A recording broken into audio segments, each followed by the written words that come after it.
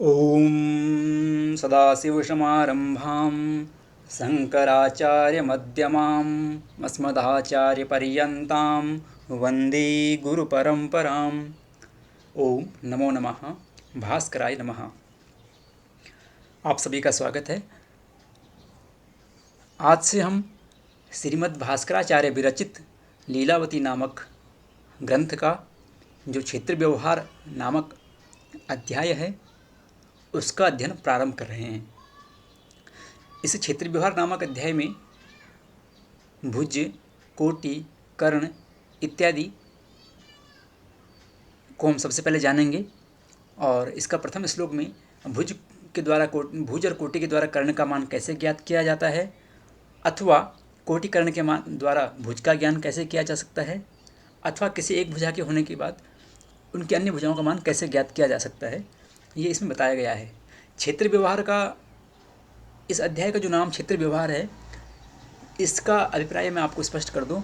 इस क्षेत्र व्यवहार नामक अध्याय में विभिन्न प्रकार के जो क्षेत्र हैं अर्थात आकृतियां हैं, जो एरियाज होते हैं, जैसे त्रिभुज, चतुर्भुज, वर्ग, आयत, जो चतुर्भुज के भेद हैं, त्रिभुज के जो अन्य भेद होते हैं, और वृत्त, घन इत्यादि का जो क्षेत्रफल कैसे ज्ञात किया जा सकता है, उसका एरिया कैसे निकाला जा सकता है, उसकी भुजाओं का मान, उसमें जो बनने वाले कोण हैं उनका ज्ञान कैसे किया जा सकता है, वो उसके सारी गणित इसमें उपलब्ध होती है।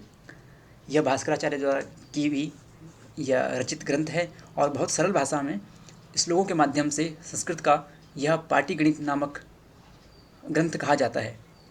इसको पाटीगणित भी कहते हैं, लीलावती को। तो हम इसके गणित भी करेंगे इसके उदाहरणों के साथ में, लेकिन गणित करने के अतिरिक्त हम सबसे पहले जो इसके श्लोक्स होते हैं, जो इसके श्लोक हैं, उन श्लोकों का अध्ययन आवश्यक होता है, क्योंकि यह संस्कृत भाषा का गणित का ग्रंथ है। तो इसमें गणित की महत्ता तो है ही, लेकिन उतनी ही महत्ता संस्कृत के श्लोकों की है जिनमें सूत्र बताए गए हैं और बहुत सरल श्लोक हैं, बहुत छंदोबद्ध हैं। तो उनको भी हम पढ़ते हुए उदाहरण के साथ में, हम इसका उदाहरण के साथ ही नहीं, इसकी उपपत्ति भी जो है उसको भी जानेंगे, उपपत्ति भी करेंगे और उदाहरण भी करेंगे, और इसका हम साधन करेंगे, सारी गणित का साधन करते हुए आगे बढ़ेंगे। तो आइए, सबसे पहले जो है ग्रंथ है, इस ग्रंथ का जो मंगलाचरण है उसको करते हैं। मंगलाचरण में जो प्रार्थना की गई है भगवान गणपति जी से, उनका हम स्मरण करते हुए इस ग्रंथ का, इस क्षेत्र व्यवहार नामक अध्याय का आरंभ करेंगे। तो आइए ध्यान करते हैं। ओम प्रीतिं भक्तजनस्य यो जनयते विघ्नं विनिघ्नं स्मृतं स्तं वृन्दारकवृन्दवन्दितपदं नत्वा मतङ्गाननं पाठीं सद्गणितस्य वच्मि चतुरं प्रीतिप्रदां प्रस्फुटां संक्षिप्ताक्षरकोमलामलपदैर्लालित्यलीलावतीम्। ओम नमो नमः। आइए, तो इसका श्लोक जो है, सर्वप्रथम श्लोक क्षेत्र व्यवहार का जो है वो है भुज कोट्योः परिभाषा तत्रैक ज्ञान अपर ज्ञानम। यह इसका प्रथम श्लोक होता है। तो इस श्लोक में आप देख पा रहे होंगे, स्क्रीन के सामने आपके सामने दिखाई दे रहा है आपको। इसमें बताया गया है कि भुज कोटियोः, यदि भुज और कोटि ये दोनों पता हों तो तीसरी जो भुजा होगी अर्थात कर्ण, उसका ज्ञान कैसे किया जा सकता है, उसको कैसे निकाला जा सकता है, तो यहाँ हम इस श्लोक में देखेंगे या सीखेंगे। अथवा यदि भुज और कोटि में से कोटि और कर्ण का मान यदि हमें ज्ञात हो तो भुज का मान कैसे निकालेंगे, अथवा कोटि भुज और कर्ण का मान यदि ज्ञात हो तो कोटि का मान कैसे निकालेंगे, यह इसमें बताया गया है। ससूत्र इसको समझेंगे। इसके अतिरिक्त इसमें परिभाषाएं भी बताई गई हैं, जैसे भुज किसको कहते हैं, कोटि किसको कहते हैं, कर्ण क्या होता है, वह भी इसमें बताया गया है। तो आइए पहले श्लोक को देखते हैं। श्लोक आपकी पुस्तक में भी है और यहाँ पर स्क्रीन पर भी दिखाई दे रहा है। तो श्लोक है, इष्टो बाहुर्यः स्यात् तत्स्पर्धिन्यां दिशि इतरो बाहुः त्र्यस्त्रे चतुरस्त्रे वा सा कोटिः कीर्तिता तज्ञैः तत्कृत्योर्योगपदं कर्णो दोः कर्णवर्गयोः विवरात् मूलं कोटिः कोटिश्रुति कृत्योरंतरात् पदम बाहुः। यह श्लोक है। तो कहते हैं, इसका एक बार शब्दों के अर्थों को समझ लेते हैं। कहते हैं इष्टो बाहुर्यः स्यात्, इष्टो बाहु यह स्यात्, ये इसका वाक्य बनता है। अर्थात इष्ट बाहु यह स्यात्, यानी कि किसी भी आकृति को बनाने के लिए हमें कोई एक अभिष्ट भुजा होती है, उसको हम इष्ट बाहु कहते हैं। तो उस बाहु की यह उस भुजा की बात यह कर रहे हैं। तो कहते हैं इष्टो बाहु यह स्यात्, किसी भी आकृति को बनाने के लिए जो इष्ट भुज होती है, जैसे त्रिभुज हो, चतुर्भुज हो, ये वर्ग, आयत इत्यादि के लिए एक भुजा होती है जो प्रथम रूप में हमें आवश्यक होती है, वह हमारी इष्ट भुजा होती है, उसको हम अभिष्ट भुजा कहते हैं। तो इष्टः बाहु यह स्यात्, जो इष्ट बाहु होती है किसी भी क्षेत्र में, तत् उस वह जो भुजा होती है तत्स्पर्धिन्याम, उस इष्ट बाहु की जो स्पर्धिन्याम दिशि, यानी उसकी जो विपरीत दिशा होती है, विपरीत अर्थात उसके साथ स्पर्धा करने वाली जो दिशा होती है, यानी कि जैसे हम त्रिभुज बनाते हैं अथवा समकोण त्रिभुज बनाते हैं, ठीक है ना, तो वहाँ पर एक बिंदु से दो रेखाएं निकलती तब जाके एक कोण बनता है। तो जब एक बिंदु से जब दो रेखाएं निकलती हैं तो दोनों अलग अलग दिशाओं में निकलती हैं, तो दोनों दिशाओं लगातार जब आगे बढ़ती हैं तो एक दूसरे की प्रतिस्पर्धा के रूप में उनको मानते हैं। जैसे एक पड़ी रेखा जो होगी वो हमारी भुज रेखा, अभिष्ट रेखा होगी, और उसके ऊपर जो लंब गिरेगा, ठीक है ना, वो किस बिंदु से गिरेगा, इस पर जो पड़ी हुई रेखा होगी उस रेखा के एक प्रांत से दूसरी तरफ आगे बढ़ेगा, ठीक है ना, तो उसको हम कहते हैं स्पर्धिनी। वो उसकी स्पर्धिनी दिशा भी होगी, और जो पड़ी हुई भुजा होगी जिसको हम इष्टबाहु कहते हैं, उस इष्टबाहु की वह स्पर्धिनी रेखा भी होगी। तो इतर दिशा में जो गई हुई रेखा होती है, दिशि इतरो बाहु, जो इतर दिशा में गई हुई बाहु होती है, भुजा होती है, वह उसकी स्पर्धिनी होती है। उस स्पर्धिनी भुजा को हम क्या कहते हैं, कोटि ही।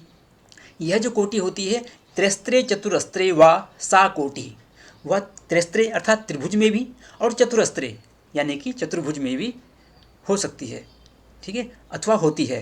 सा कोटि कीर्तिता, वह जो रेखा होती है उसे कोटि कहा जाता है। किसके द्वारा कहा जाता है, तो गणितज्ञों के द्वारा, तत्ज्ञेहि अर्थात विद्वानों के द्वारा, गणितज्ञों के द्वारा, आचार्यों के द्वारा उसको किस नाम से जाना गया, कोटि के नाम से जाना गया। फिर कहते हैं तत्कृत्योर योग पदम कर्णो दोह कर्ण वर्गयोः विवरात। अब कहते हैं हमें इष्टबाहु पता लगी, इष्टबाहु की परिभाषा क्या है, तो इष्टो बाहुर्या स्यात् तत्स्पर्धिन्याम दिशि इतरो बाहु त्रिस्त्रे चतुरस्त्रे वा सा कोटि कीर्तिता तज्ञे। यहाँ तक आपने देखा, इसमें आपको इष्ट की परिभाषा, इष्टबाहु की परिभाषा भी स्पष्ट हो गई और कोटि की परिभाषा भी स्पष्ट हो गई। कोटि क्या होती है और इष्टबाहु यानी कि भुज क्या होता है, ठीक है। अब कहते हैं तत्कृत्योर, उन दोनों का यदि कृति ले लेंगे, तत्कृत्योर अर्थात किसका कृति, कृति शब्द का अर्थ होता है वर्ग लेना। यहाँ पर ध्यान देना होगा, कृति शब्द का अर्थ होता है वर्ग, यानी कि दोनों जो भुजाएं हैं, भुज और कोटि, उन दोनों का जो मान होगा उस मान का हम क्या करेंगे, कृति ले लेंगे अर्थात वर्ग ले लेंगे। और योग पदम, उन दोनों को फिर हम जोड़ देंगे, ठीक है ना, दोनों के वर्गों को जोड़ देंगे, भुज का वर्ग जमा कोटि का वर्ग, और जो हमारे पास योगफल आएगा वो वर्ग में आएगा, हमारे पास किस में आएगा, वर्ग में आएगा, क्योंकि हमने वर्गों को जोड़ा है तो वर्ग में आएगा। फिर कहते हैं पदम, पदम शब्द का जो अर्थ होता है वह होता है मूल लेना, अर्थात दोनों ही रेखाओं का जो हमने वर्ग किया और वर्ग करके योग किया और योग करके जो योगफल आया हमारे पास उसका हम पदम ले लेंगे अर्थात मूल ले लेंगे। तो हमारे पास जो रेखा का मान निकलेगा वह कर्ण का मान निकलेगा, उसको हम कर्ण कहेंगे, ठीक है। तो यहाँ पर हम देख पा रहे होंगे भुज का मान भी हमें ज्ञात, तो भुज का हमें पता होगा भुज किसे कहते हैं, कोटि किसे कहते हैं और कर्ण किसे कहते हैं, तीनों बातें स्पष्ट हो गई हैं। फिर कहते हैं दोह कर्ण वर्गयोः विवरात। दो अर्थ शब्द का अर्थ होता है दो, यहाँ पर एक वर्ण दिखाई दे रहा है, उसमें आप देख रहे होंगे वो की मात्रा है, विसर्ग है, तो ये एक पूरा पद बन जाता है। तो यह जो दोह पद होता है, जहाँ पर ये पद दिखाई दिया आपको गणित में, लीलावती के ग्रंथ में, तो समझ लीजिए इसका अभिप्राय हो गया कि भुज, दो कहते हैं भुज, ठीक है ना। तो भुज कर्ण कहते हैं, भुज का और कर्ण वर्गयोः, भुज का और कर्ण का, इन दोनों का वर्ग लेकर के, ठीक है ना, योः विवरात, और उन दोनों का अंतर निकाल लेंगे। विवरात शब्द का अर्थ होता है अंतर लेना, ठीक है, अंतर करना। तो अंतर करने से विवरात अर्थात घटा देने से क्या होता है, मूलम, जो हमारे पास फल आता है उसका मूल ले लेंगे, ठीक है। तो मूल लेने से क्या प्राप्त होगा, कोटि ही, तो कोटि का मान भी ज्ञात हो जाएगा, ठीक है। क्योंकि हमारे पास भुज और कर्ण था, तो भुज कर्ण यदि है तो कोटि का मान कैसे लाना है वो यहाँ पर बता दिया है।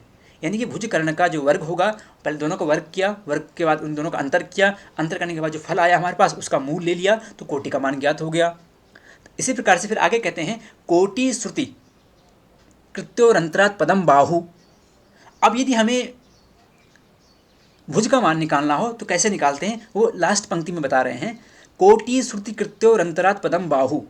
कोटि शब्द का अर्थ आपको पता है, कोटि कौन सी भुजा होती है?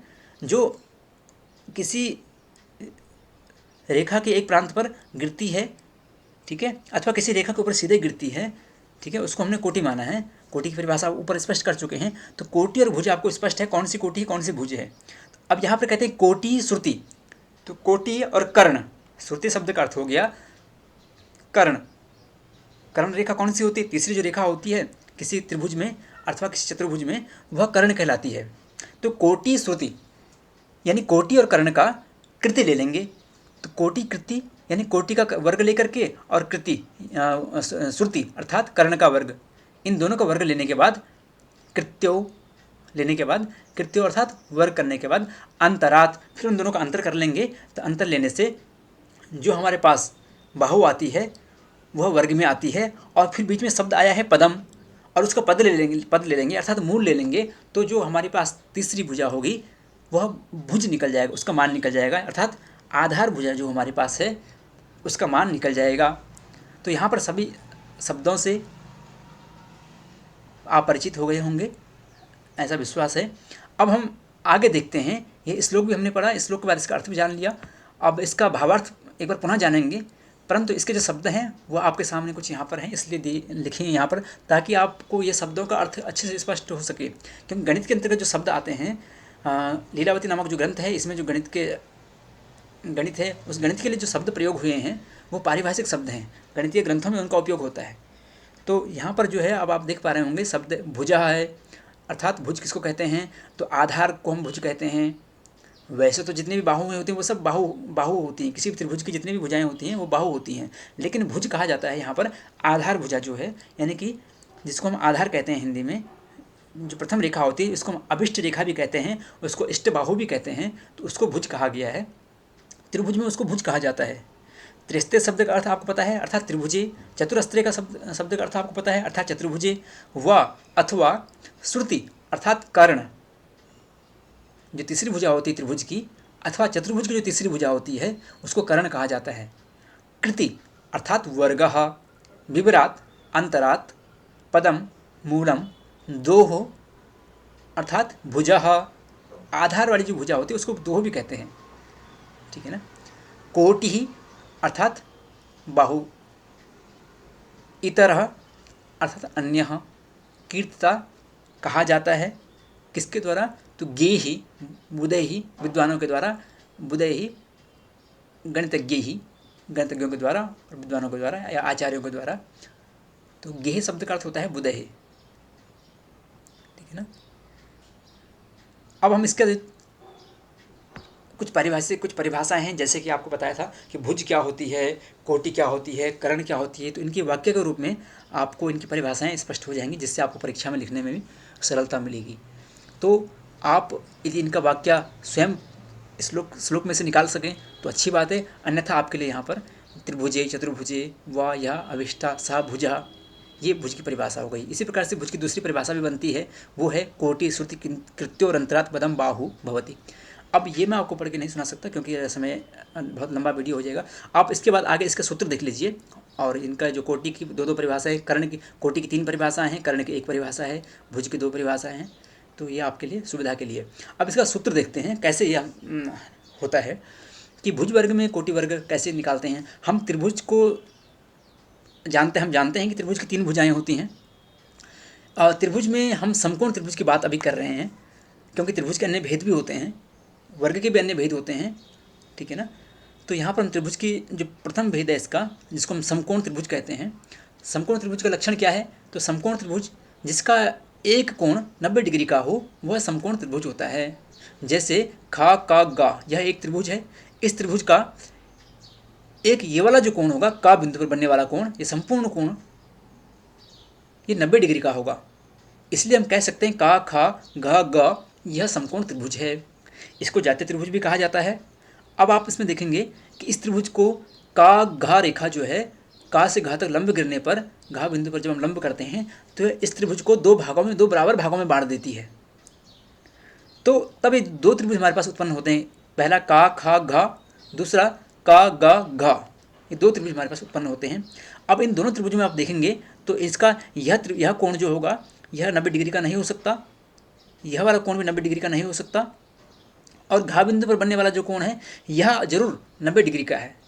तो इसलिए इसके आधार पर हम कह सकते हैं कि यह का खा घा यह जो त्रिभुज बनेगा यह जातीय त्रिभुज होगा, अर्थात समकोण त्रिभुज होगा। इसी प्रकार से का घा गा यह जो त्रिभुज होगा यह भी, इसका घा बिंदु पर 90 डिग्री का कोण बनता है, इसलिए यह जातीय त्रिभुज होगा और इसको समकोण त्रिभुज भी कहा जाता है। इस स्थिति में यह त्रिभुज इस त्रिभुज के समान होता है, ठीक है ना, और दोनों सजातीय त्रिभुज हो जाते हैं, क्योंकि जितना इस त्रिभुज की यानी का खा घा पहले वाले त्रिभुज की भुजाओं का मान है और कोणों का मान है, उतना ही कोणों का मान इस त्रिभुज भुजाओं का मान और कोणों का मान और एरिया भी, तीनों चीज़ इसके तुल्य होती हैं। इसलिए दोनों ही त्रिभुज क्या हो जाते हैं, सजातीय त्रिभुज हो जाते हैं। परंतु अभी हम जो बात कर रहे हैं यहाँ पर, वो बात कर रहे हैं हम जो त्रिभुज है हमारे पास का खा और गा, इस त्रिभुज की बात कर रहे हैं, संपूर्ण त्रिभुज की बात कर रहे हैं। तो संपूर्ण त्रिभुज की जब बात करेंगे हम, तो यहाँ पर देखेंगे आप कि जब हम किसी एक रेखा पर दूसरी रेखा आके सीधे गिरती है तो जो प्रथम रेखा होती है हमारी वो अभिष्ट रेखा होती है हमारी। जैसे का खा, इसको हमने प्रथम रेखा मान लिया, ठीक है। इस रेखा फिर हमने सीधे लंब बनाया, लंब गिराया, का घा का गा। अथवा आप ऐसे भी कह सकते हैं कि का बिंदु से जब दो रेखाएं सीधे आगे बढ़ रही हों और 90 डिग्री का कोण बना रही हों, ठीक है ना, तो उसमें ये वाली जो भुजा होती है, प्रथम भुजा वह हमारी भुज हो जाती है और दूसरी जो होती है वह कोटि हो जाती है और तीसरी भुजा कर्ण होती है। तो जब हम इसका मान लीजिए हमें भुज का मान ज्ञात है और कोटि का मान भी हमें ज्ञात है, तो कर्ण का मान निकालने के लिए हम क्या करेंगे, तो मान लीजिए जो भुज का मान होगा का खा का मान, तो का खा का यानी भुज का वर्ग करेंगे, उसमें हम कोटि का वर्ग जोड़ देंगे और दोनों को वर्ग जोड़ने के बाद जो हमारे पास योग आएगा वह कर्ण वर्ग आएगा। अभी ये हम वर्ग रूप में ले रहे हैं, ठीक है ना, हमें वर्ग रूप में इसको निकालना होता है। इसका जो मूल होता है वह इस भुजा का मान होता है। इसी प्रकार से यदि हमारे पास कर्ण का मान हमें ज्ञात है, किसी त्रिभुज में कर्ण का मान दिया हुआ है और भुज का मान भी दिया हुआ है और हमें कोटि का मान ज्ञात करने के लिए कहा जाता है, तो हम क्या करेंगे, तो जो कर्ण का मान होगा, तीसरी जो भुजा होती है उस भुजा में हम भुज वर्ग को घटा देंगे, भुजा का वर्ग कर लेंगे, जो भुज वर्ग हमारी यानी आधार वर्ग का वर्ग करके उसको घटा देंगे, उसका अंतर निकाल लेंगे, तो जो मान आएगा वो हमारे पास कोटि वर्ग के रूप में आएगा, कोटि का मान वर्ग के रूप में निकल जाएगा। अब तीसरी जो भुजा है, मान लीजिए हमें भुज वर्ग ज्ञात करना है, इस भुजा का मान ज्ञात करना है, हमारे पास का गा ये भुजा का मान ज्ञात है और का खा इस भुजा का मान भी ज्ञात है, तो हम क्या करेंगे, तो कोटि वर्ग, ये कोटि है हमारी, का से लेकर गा तक इसको कोटि कहते हैं, ठीक है, कोटि वर्ग जमा कर्ण माइनस कर देंगे यहाँ पर, कोटि वर्ग माइनस कर्ण वर्ग, तो कर्ण वर्ग में कोटि वर्ग को घटा देंगे, इन दोनों का अंतर निकाल लेंगे, तो जो हमारे पास मान आएगा वह इसका होगा, यानी कि भुज का मान निकल जाएगा, तो भुज वर्ग होगा। अब इन तीनों का ही हम वर्ग मूल ले लेंगे, अर्थात पदम कर लेंगे, योग पदम कहा है, तो यदि पदम कर लेते हैं हम, यानी उसका मूल ले लेते हैं, तो हमारा जो त्रिभुज का जो तीनों भुजाएं होती हैं उसका मान ज्ञात हो जाता है, ठीक है ना। स्पष्ट हो गया होगा।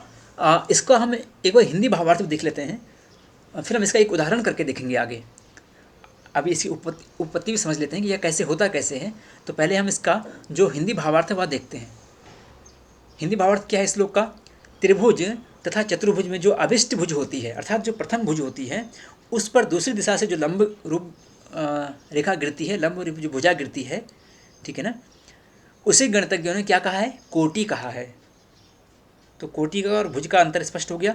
अब कहते हैं उन दोनों ही भुज और कोटि के वर्ग योग का वर्गमूल यदि कर लेते हैं तो वह क्या होता है, कर्ण होता है, जैसे कि आपको पीछे बताया था अभी। फिर कहते हैं भुज और कर्ण के वर्गों का जो अंतर का मूल होगा वह कोटि हो जाएगा, तथा कर्ण और कोटि के वर्गांतर का जो मूल होता है वह भुज होता है, ठीक है। तो यह इसका भावार्थ हो गया। इसको आप एक बार पुनः देख सकते हैं। अब इसकी उत्पत्ति देखते हैं, यह होता कैसे है। यदि थोड़ा सा लंबा हो सकता है वीडियो, लेकिन आपको ये प्राथमिक विषय हमारे लिए समझना आवश्यक है। यदि हम ये विषय समझ आ जाते हैं तो आगे हमें कोई समस्या नहीं होगी। तो आइए देखते हैं पहले उपपत्ति कैसे, उपपत्ति में देखते हैं इसकी क्या है इसकी। तो इसमें जो मैंने त्रिभुज बताया था आपको, का खा ग, यह त्रिभुज है। इस त्रिभुज में आप देख पा रहे होंगे का से घा तक, का बिंदु से यदि हम घा बिंदु पर लंब करते हैं सीधे सीधे, तो यह त्रिभुज इसका, क्योंकि जो ये वाला कोण होता है सबसे बड़ा जो कोण होता है 90 डिग्री का, ठीक है ना, इस कोण से हम सीधा जब लंब गिराते हैं तो यह इस कोण को या इस रेखा को इस त्रिभुज को दो समान बराबर भागों में बांट देता है। इसमें हमारे पास का खा गा, का खा गा, यह तो हमारे पास जातीय त्रिभुज है, संपूर्ण त्रिभुज है। इसके दो खंड की हमने लंब डाल करके, तो का खा का गा जो कोण है, खा का गा, यह जो कोण है इस कोण से, ठीक है, तो का बिंदु से का घा पर्यंत जो लंब गिरा, यह क्या करता है, इसको दो बराबर भागों में बांट देता है। तो हमारे पास दो त्रिभुज निकल के आ गए हैं, का घा गा, एक त्रिभुज ये है का घा गा, यानी कि ये का घा गा, और दूसरा त्रिभुज हो जाएगा हमारे पास का घा खा। दोनों ही 90 डिग्री के होते हैं, इसलिए दोनों जातीय त्रिभुज भी होते हैं, इनको संपूर्ण त्रिभुज कहते हैं। अतः का खा गा और का घा गा, इन दोनों जब बराबर है, इनकी भुजाएं बराबर हैं, इनका क्षेत्रफल बराबर है, इनके कोण बराबर हैं, तो इन दोनों में सजातीय होने के कारण इसमें अनुपात हो सकता है, सजात्याद अनुपात, ठीक है ना। तो इन दोनों त्रिभुजों का अनुपात करेंगे आगे। फिर कहते हैं इसमें आप एक बार बता दूं आपको कि ये जो का यहाँ से खा से लेकर घा तक ये जो होगी, ये हमारी भुज हो जाएगी इस त्रिभुज की, पहले वाले त्रिभुज की, और का से गा तक जो ये लंब हो जाएगा जिसको कोटि कहते हैं, और का से लेकर खा तक यह कर्ण हो जाएगा। ठीक इसी प्रकार से इस त्रिभुज में भी जो घा गा होगा यह भुज हो जाएगा, का घा जो होगा यह लंब हो जाएगा, इसको कोटि कहते हैं, और का गा जो होगा यह कर्ण होगा, ठीक है ना। तो का खा गा और का घा गा त्रिभुजियों दोनों में तुलना होने पर क्या हो सकता है, अनुपात हो सकता है, ठीक है। तो अब यह होता कैसे है, कोटि गुना कोटि, यानी कि कोटि को कोटि से गुणा कर देंगे। इसमें कोटि कौन सी हमारी का घा है, का घा को यदि हम गुणा कर देंगे तो कोटि वर्ग हो जाएगा, कोटि वर्ग को हम कर्ण से भाग देंगे तो कर्ण क्या हमारे पास का खा, ठीक है। तो का खा से यदि जब हम भाग देते हैं, ठीक है, तो हमारे पास किसका मान निकल के आता है, अर्थात इस त्रिभुज में ले लीजिए का घा, ठीक है, यह इसको हमने क्या किया, गुणा किया, कोटि गुना कोटि, तो कोटि वर्ग हो गया। अब कोटि वर्ग का कर्ण से भाग देते हैं तो हमारे पास जो मान निकल के आता है वो घा गा, यानी कि भुज का मान निकल के आता है, ठीक है। एवं इसी प्रकार से का खा गा ये संपूर्ण त्रिभुज जो है हमारे पास, और का खा गा और का घा गा एक बार संपूर्ण त्रिभुज के साथ दिख रहे हैं, दूसरी बार हम छोटे त्रिभुज की बात कर रहे हैं। त्रिभुजो सजात्याद अनुपात, इनमें अनुपात करें तो अनुपात हो जाएगा, क्योंकि दोनों ही क्या है, समकोण त्रिभुज हैं। कैसे, तो अब आप इसमें देखेंगे का खा का वर्ग करेंगे हम, तो का खा का वर्ग जो हो जाएगा, यानी हमारी ये भुज हो जाएगी, ये भुज है हमारी, संपूर्ण त्रिभुज की बात कर रहे हैं हम लोग, तो यह भुज है हमारी, कौन सी भुज है हमारी, का खा, यह भुज हो जाएगी। तो भुज का भुज से गुणा करेंगे तो भुज वर्ग हो जाएगा, और कर्ण वर्ग से उसको भाग दे देंगे, इससे भाग दे देंगे, ये कर्ण खा गा हमारा कर्ण है, ठीक है ना, कर्ण से भाग दे देंगे तो हमारे पास जो निकल के आएगा वो निकल के आएगा खा घा, ये क्षेत्र निकल के आ जाएगा। इसी प्रकार से यहाँ पर भी होगा, यदि हम घा गा, ठीक है ना, इसको हम इस ऐसे भी देख सकते हैं, घा गा प्लस खा गा, ठीक है, यानी कि घा गा प्लस खा घा, तो ये हमारे पास कर्ण होता है, यानी खा गा की तुल्य होता है। तो यदि खा गा का मान जानना हो हमें तो हम क्या करते हैं, हम करते हैं कोटि वर्ग। इसमें कोटि ये हमारे पास है, कोटि क्या है, का गा है, संपूर्ण त्रिभुज की बात कर रहे हैं अभी, तो कोटि वर्ग हमारे पास ये है का गा का वर्ग करेंगे, और का गा का वर्ग को हम क्या करेंगे, भुज वर्ग में जोड़ देंगे, तो का गा का वर्ग जमा का खा का वर्ग, ठीक है। तो हमारे पास जो मान निकलता है वो निकलता है, और उसको जो मान निकलेगा उसको हम भाग दे देंगे किससे, कर्ण से, ठीक है ना। तो खा गा से हमने उसको भाग दे दिया तो जो मान निकल के आएगा हमारे पास वो निकल के आएगा खा घा, ये वाला, ये इसकी उपपत्ति है। ठीक है, इसी प्रकार से हम इसको आगे देख सकते हैं। खा गा यानी कि खा से लेके गा, इसका संपूर्ण मान हमने कैसे ज्ञात किया, हमने यही हमारा कर्ण है। इसका मान ज्ञात करने के लिए हमने क्या किया, तो कोटि वर्ग जमा भुज वर्ग भागा कर्ण वर्ग किया। तो कोटि वर्ग जमा भुज वर्ग, ठीक है, और भाग कर्ण से कर दिया। तो हमारे पास जो आया वो आया हमारे पास क्या, खा गा, ये खा गा आ जाएगा। ठीक है ना। अब इसमें कर्ण का मान निकालना हो, कर्ण का मान ज्ञात करना हो हमें, तो कर्ण का वर्ग हो गया हमारे पास, कर्ण क्या है हमारे पास, खा गा है। ठीक है, तो कर्ण का मान ज्ञात करने के लिए कोटि वर्ग जमा भुज वर्ग, तो कोटि वर्ग का है हमारे पास का गा जमा का खा, इन दोनों को वर्ग कर दिया तो इसका मान निकल गया। अब यदि हमें इसका मान निकालना है, भुज का मान निकालना है, तो हम क्या करेंगे, कोटि वर्ग जमा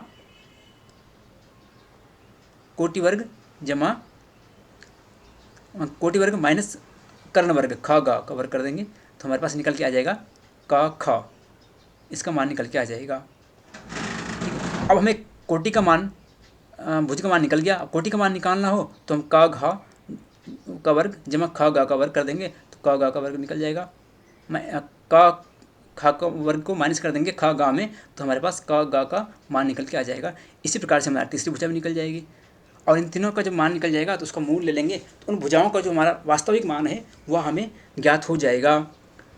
ठीक है ना। तो आप ये तो इसकी उत्पत्ति है, इसमें इसको स्पष्ट किया गया ये होता कैसे है, परंतु इसका जो सूत्र है वह सिर्फ इतना है कि आपको यह याद रखना है, भुज वर्ग जमा कोटि वर्ग बराबर कर्ण वर्ग होता है और कर्ण वर्ग जमा माइनस भुज वर्ग बराबर कोटि वर्ग होता है। इसी प्रकार से कर्ण वर्ग भुज वर्ग निकालना हो तो कर्ण वर्ग को माइनस करेंगे, कर्ण वर्ग माइनस करेंगे कोटि वर्ग को तो भुज वर्ग निकल के आ जाएगा। ठीक है, तो हमारे त्रिभुजों की तीनों भुजाओं का मान ज्ञात हो जाएगा। तो आइए इसको यहाँ पे इतना ही रखते हैं, इसके बाद हम इसका एक उदाहरण करके देखते हैं यह होता कैसे है, क्योंकि जब तक हम इसका उदाहरण नहीं करके देखेंगे तो स्पष्ट नहीं हो पाएगा। यहाँ पर तो हमने इसका श्लोक देखा है, यह भी बहुत आवश्यक था हमारे लिए, इसका सूत्र भी हमें ज्ञात हो गया, इसका भावार्थ भी ज्ञात हो गया, इसकी उत्पत्ति भी ज्ञात हो गई हमें, ये होता कैसे है। अब इसका उदाहरण समझते हैं। तो आइए इसको यहाँ पर रखते हैं, पुनः मिलते हैं। नमो नमः।